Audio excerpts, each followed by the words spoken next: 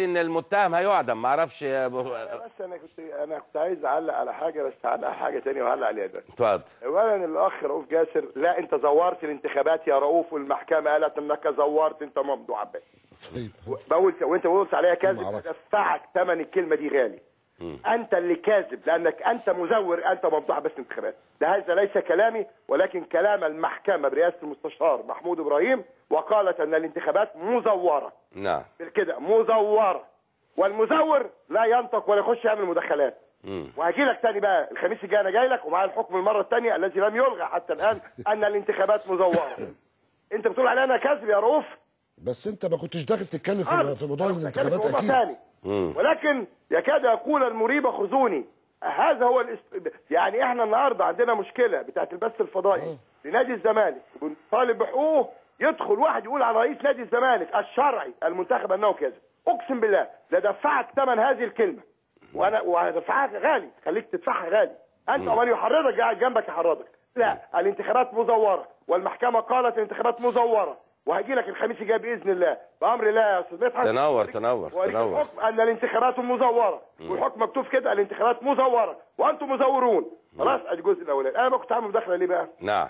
كنت عايز اقول للاستاذ جمال جبر ما ينفعش رئيس نادي الزمالك المستشار جلال ابراهيم يتكلم، ورئيس نادي الزمالك السابق او الشرعي مرتضى منصور يتكلم وانت ترد.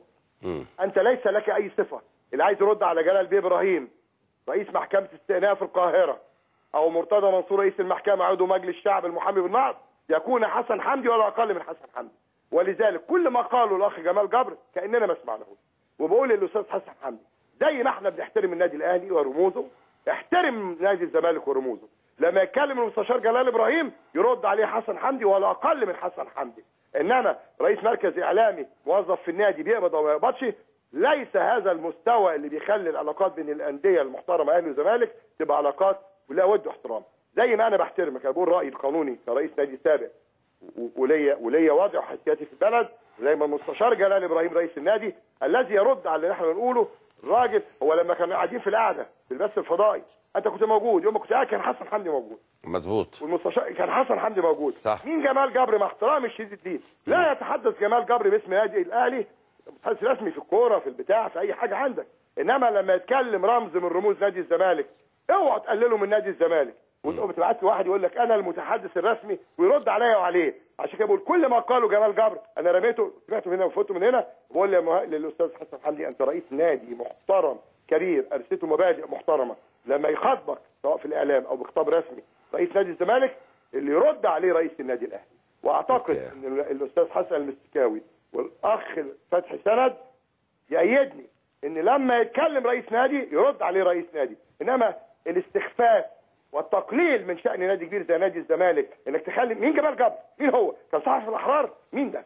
انت لو رئيس تحرير الاحرار كلمني مش هرد عليه، ولو كنت اعلم ان الذي هيتحدث ويرد علينا الاخ جمال. لا هو اتصل بعد حضرتك يعني، هو اتصل بعد حضرتك. الاخ جمال جبر لا يا استاذ جمال ليس لك صفه. رئيس نادي الزمالك جلال ابراهيم بيتكلم يرد عليه رئيس النادي الاهلي، اما اقل من رئيس النادي الاهلي ما يتكلمش. اثنين، اقسم بالله ان المداخله كانت لهذا السبب، ولكن اخ رؤوف قال لك وقال لك ده كاذب. اقول تاني اقسم بالله يا رؤوف هدفعك الثمن غالي. واللي انت ما تعرفوش يا رؤوف ان النيابه العامه بتحقق في التزوير اللي انت ارتكبتوه، ومش كلامي، كلام المحكمه. لم يا استاذ مدحت، اذا المحكمه رفضت الشق المستعجل بتاعهم ورفضت توقف التنفيذ، وانا كنت بكلمك اول امبارح على الهواء قدام الناس قلت لك بتحداك، قال لك ايه؟ قبول الطعن شكلا، احنا ما زورناش.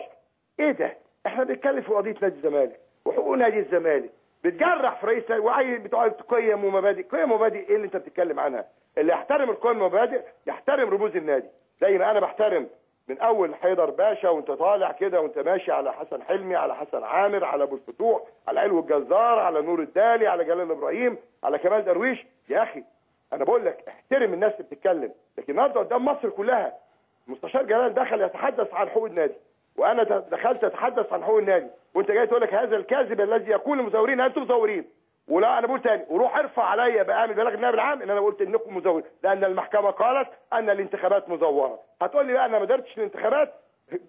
هو اللي دارها مدير النادي اللي انت جايبه يا اخ رؤوف. مش ده علاء مقلد مدير النادي التنفيذي اللي كاتب لك اقرار انه مجانا وقبل الانتخابات عملت له اجره 20,000 جنيه في الشهر؟